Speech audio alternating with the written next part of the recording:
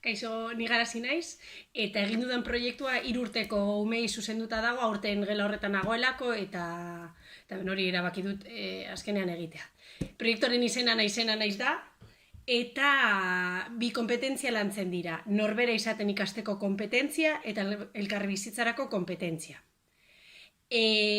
Proposatzen ditudan helburuak dira emozioak identifikatzea, ume bakoitzak oinarrizko emozioak identifikatzea, bai eurengan eta bai bestengan ere.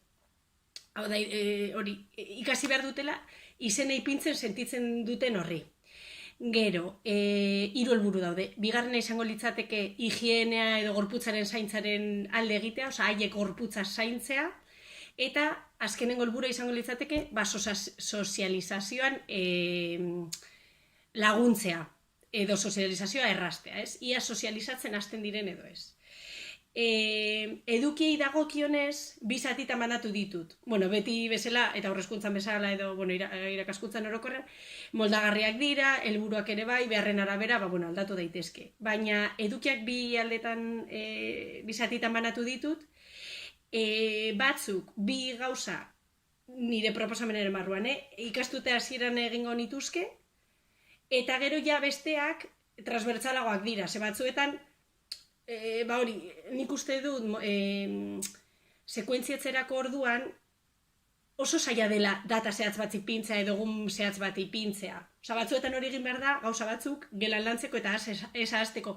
Baina beste batzuetan, gelan sortzen diren gauza batzuetatik, horietan oinarrituz, landu ditzakegu eduki hauek ere bai. Orduan, ez dut zehaztu noiz zein momentutan egingo den, baina momentuaren arabera, baina landuko dira eduki hauek. Hasieran, Ausarten kluba sortzea proposatzen dut. Klub horrek, Sansomendi eskolan hasi dira hori egiten, eta proiektu bada, eta indarkeria zeroren alde egiten du, hau da, violentziaren kontra. Orduan, sortuko genuke klub hori. Klub hori sortzeko ikasle bakoitzak sortuko luke bere superheroia. Eta, azkenean da, ikasle bakoitzaren argazkia moztu, eta haiek sortu behar, eta pegatu superheroi baten irudian, eta haiek koloreztatuko lukete. Orduan, horiek danak ipintzen dugu kartulina baten, eta ja sortuko genuke Ausarten kluba. Klub horren barruan egoteko arau batzuk daude, hau da, hitza erabiltzen da eta ez eskua, laguntza eskatzen dakigu, eta horrela ikasten dute ere laguntza eskatzen arazo bat dutenean, oso importantea da, nire ustez, eta lagunak zaintzen ditugu edo babesten ditugu. Gauza gehiago daude, baina orokorren esan da hori, orduan, lehenengo edukia eta ikasturte hasieran nik sortuko neko Ausarten kluba, eta gero, koloretako monstrua ipuinarekin hasi. Eta hor agertzen diren emozioak aurkeztuko nituzke, gehi nazka ere bai, eta horiek dira ikasturtean zehar gutxi gora bela landuko ditudanak, eta eskatuko diet horiek haien buruan identifikatzea eta besteengan ere bai. Modu transbertsalean ado ikasturtean zehar,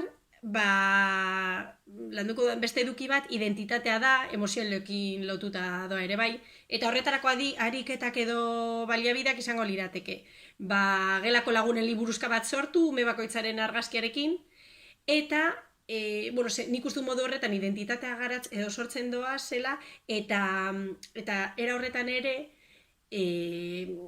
identifikatu dezakete ze emozio transmititzen duten argazki horretan, edo zelan sentitzen ari ziren argazki atera nuen edo zieten momentuan. Horrekin lotuta ere, blogera igotzen dituen montajetan ere agertzen diren argazkietan, ere landu, eta zelan uste duzu sentitzen dela ez dakin hor momentu honetan, eta zelan dago ez dakin hor, hori.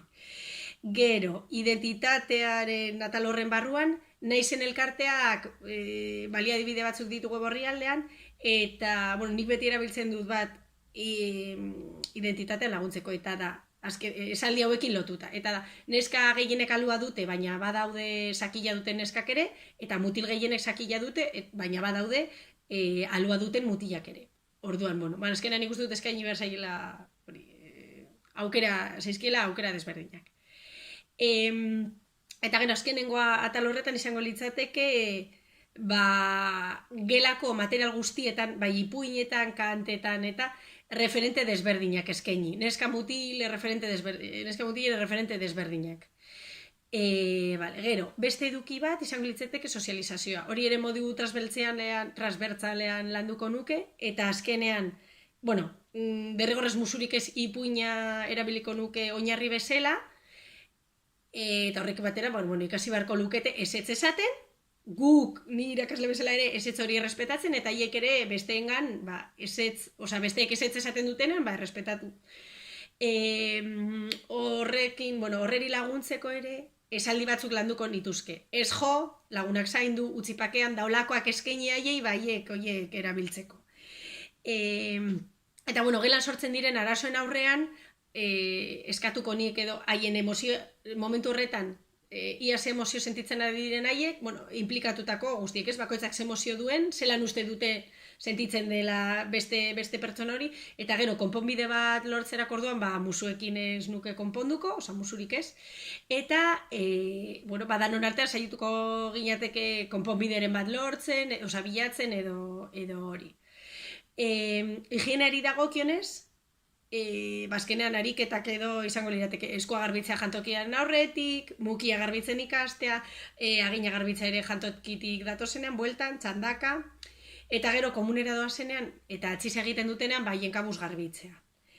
Ebaluazioari dagokionez, bi gauza proposatzen ditut, irakaslearen autoebaluazioa, ia zer transmititu diegu, zer edu mota, kurrikulum eskutuarena, eta gero, behaketaren bitartez, ebaluatuko nituzke ikasleak. Eta gero amaitzeko, ipini dut hor proiektuan, hausnarketa bat, irakasleen papera oso importantea dela babesgabetasun egoeran dauden umeak detektatzeko, eta olako kasuetan jakinarazi behar dugula, hezkuntza afektibo-sexualari dagokionez edo sexuari dagokionez, gelan zer daukagu, zelako egoerak ditugu. Eta gero, kurrikulum eskutoren inguruan ere hausnartu, ze transmititzen dugun irakasle bezala, edo nola, ze lekutik irakatziko ditugun, edo landuko ditugun gauza hauek gelan. Non kokatuko garen gu irakasle bezala, ze irudi transmitituko dugun, ze balio, hori guztia. Hori izan da dena. Agur!